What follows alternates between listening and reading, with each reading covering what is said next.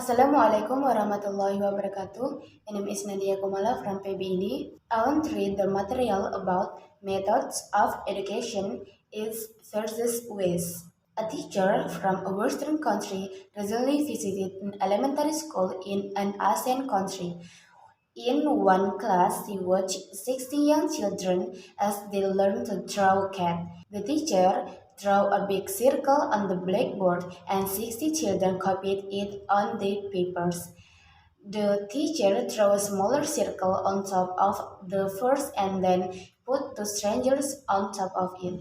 The children drew in the same way. The lesson continued until there were 61 identical cats in the classroom.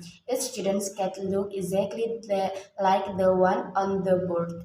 The visiting teacher watched the lesson and was surprised. The teaching methods were very much different from the way of teaching in her own country. A children's art lesson in her own country produced a room full of unique pictures, each one completely different from the others. Why? What causes this difference in educational methods?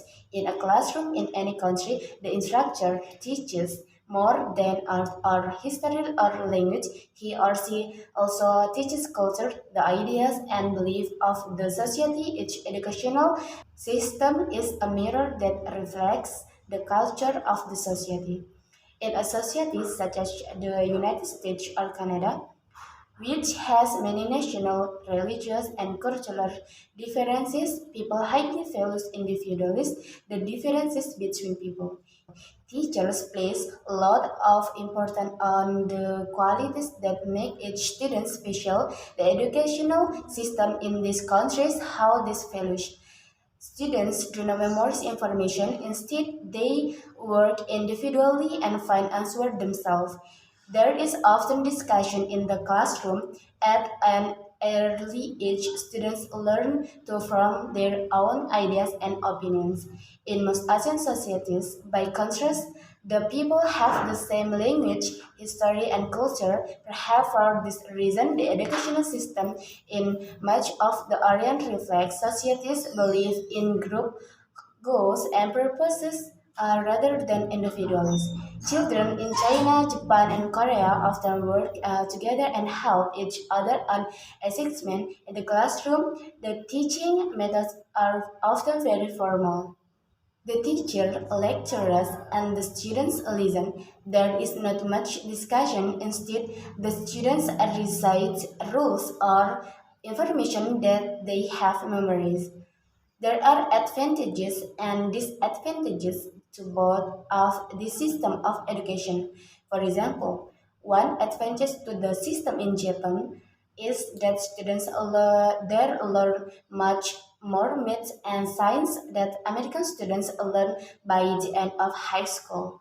They also study more hours each day and more days each year than North Americans do.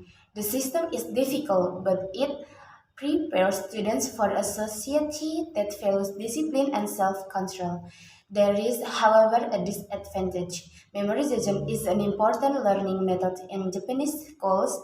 Yet many students say that after an exam, they forget much of the information that they have memorized. The advantage to the educational system in North America, on the other hand, and that students learn to think for themselves. The system prepares them for a society that values creative ideas. There is, however, a disadvantage.